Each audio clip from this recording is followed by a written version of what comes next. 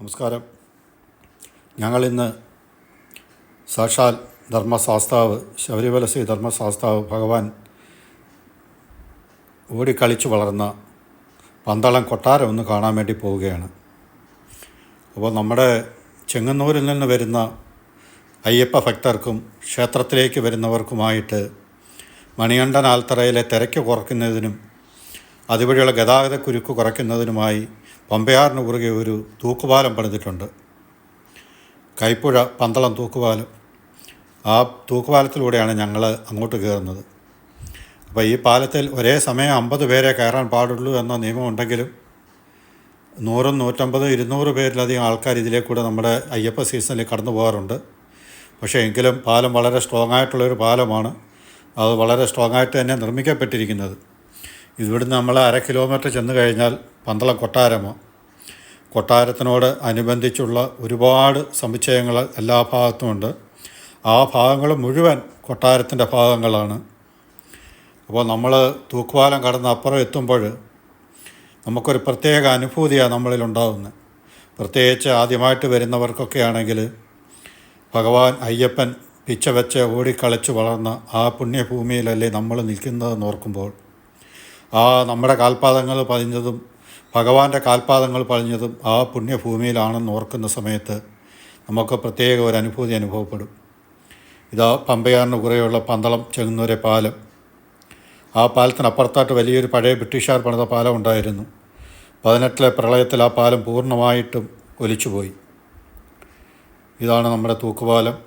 ഒരുപാട് പേര് തൂക്കുപാലം കാണാനും ഇതിൽ കൂടെ യാത്ര ചെയ്യാനും ജസ്റ്റ് ഇതിലൊരു കുറേ സമയം അങ്ങോട്ടും ഇങ്ങോട്ടും നടന്ന് ആസ്വദിക്കാനുമായിട്ട് തന്നെ ഒരുപാട് ആൾക്കാരെത്താറുണ്ട്. ഇപ്പം ഇനിയിപ്പോൾ നമുക്ക് ആ അമ്പലത്തിൻ്റെയും കൊട്ടാരത്തിൻ്റെയും തിരുഭാവരണങ്ങൾ സൂക്ഷിച്ചിരിക്കുന്ന ഭാഗത്തിൻ്റെയൊക്കെ ആയിട്ടുള്ള ഒരു കുറച്ച് ഭാഗങ്ങൾ നമുക്കൊന്ന് കാണാം. ഈ പുണ്യഭൂമിയിൽ നിങ്ങൾക്കും വരാം. ഏത് സമയത്ത് എപ്പോഴും എത്തി ഇവിടം സന്ദർശിച്ചു പോകാം.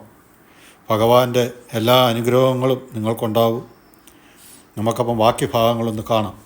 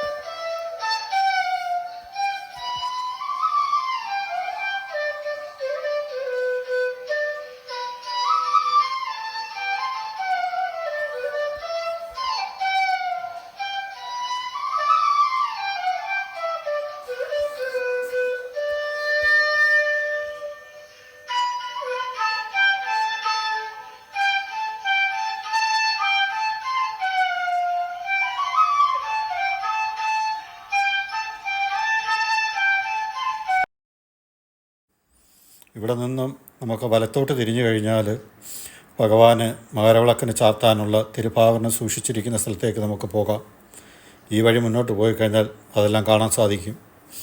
ഈ ഭാഗങ്ങളെല്ലാം ഈ റോഡിൻ്റെ ഇരുവശവും ഇത് അയ്യപ്പ ഭഗവാനിൻ്റെ വളർത്തച്ഛനായ മഹാരാജാവിൻ്റെ ഓർമ്മയ്ക്ക് വേണ്ടി 2013 പണി കഴിപ്പിച്ച മണ്ഡപമാണ് ഈ മുന്നിൽ കാണുന്നത്. കൂടാതെ ഈ റോഡിൻ്റെ ഇരുവശങ്ങളിലും കാണുന്നത് കൊട്ടാരവുമായി ബന്ധപ്പെട്ടതാണ്. ഇതെല്ലാം കൊട്ടാരങ്ങളുടെ ഭാഗങ്ങളാണ്. ഒക്കെ പുതുക്കി പണിതുകൊണ്ടിരിക്കുകയാണിപ്പം. അപ്പോൾ അതുകൊണ്ട് നമുക്ക് ഭാഗത്തേക്ക് പ്രവേശനമൊന്നുമില്ല. പിന്നീട് ഈ റോഡിൻ്റെ മറ്റ് വശങ്ങളിൽ ഇതെല്ലാം പുതുക്കി പണിത ഭാഗങ്ങളാണ്. ഇതിൻ്റെ മുന്നിലായി നമ്മുടെ ഈ മുന്നിലായിട്ട് കാണുന്ന കണ്ടോ, ഇതാണ് സാക്ഷാൽ ശബരിമല ശ്രീ ധർമ്മശാസ്താവ് പിച്ച വെച്ച് നടന്നതും ഓടിക്കളിച്ചതുമായ ഈ പുണ്യഭൂമിയിലാണിപ്പോൾ നമ്മൾ നിൽക്കുന്നത്. ഇവിടെ നിൽക്കുന്ന സമയത്ത് നമുക്കുണ്ടാകുന്ന ഒരു അനുഭൂതി ഉണ്ടല്ലോ, ഭഗവാന്റെ കാൽപാദങ്ങൾ പതിഞ്ഞ ഈ പുണ്യഭൂമിയിൽ. ഈ കൊട്ടാരത്തിൻ്റെ ഈ പടികളിൽ എത്രയോ പ്രാവശ്യം ഭഗവാൻ കയറി ഇറങ്ങിയ ആ പാദത്തിലേക്കാണ് നമ്മൾ കടന്നു ചെന്നിരിക്കുന്നത്. ഇതാണ് പന്തളം വലിയ കോയിക്കൽ കൊട്ടാരം. ഈ മണ്ണ് നിൽക്കുമ്പോൾ തന്നെ നമുക്ക് അയ്യപ്പനോടുള്ള ഒരു പ്രത്യേക ഭക്തിയും സ്നേഹവും ഒക്കെ കൂടി വരികയാണ്.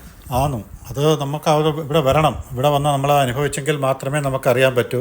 ഞങ്ങൾ നിൽക്കുമ്പോൾ തന്നെ ഇപ്പോൾ സീസൺ അല്ല എങ്കിൽ പോലും ആന്ധ്രയിൽ നിന്നും തമിഴ്നാട്ടിൽ നിന്നും ഒക്കെ വന്ന വണ്ടിക്കാർ ഒരുപാട് പേര് ഇവിടെ വന്നിട്ടുണ്ടായിരുന്നു. കാരണം ഇവിടെ കണ്ടു കേട്ട് പോകുക എന്ന് പറഞ്ഞാൽ നമ്മുടെ തൊട്ടടുത്ത് കിടക്കുന്നതായതുകൊണ്ടല്ലേ നമുക്ക് അത്രമാത്രം വിലയോ മതിപ്പോ ഇല്ലാത്തത്.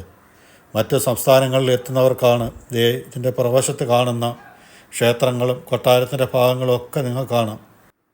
ഇതെല്ലാം കൊട്ടാരത്തിൻ്റെ ഭാഗങ്ങളാണ്. ഇവിടെ ഒന്നും നമുക്ക് പ്രവേശനാനുമതിയില്ല.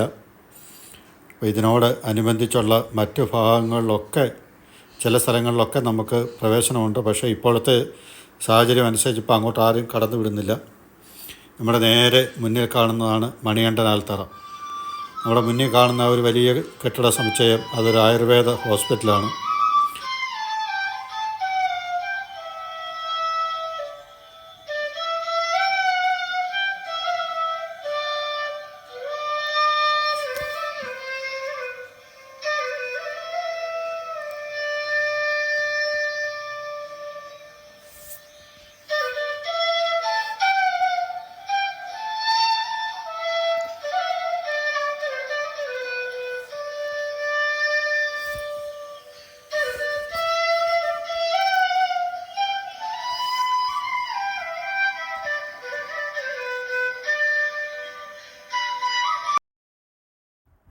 ഞങ്ങൾ അവിടെ നിന്നും ഇറങ്ങി. ആദ്യമായിട്ട് കാണാറ് ഒന്ന് സബ്സ്ക്രൈബ് ചെയ്യണം. എല്ലാവർക്കും നന്ദി, നമസ്കാരം.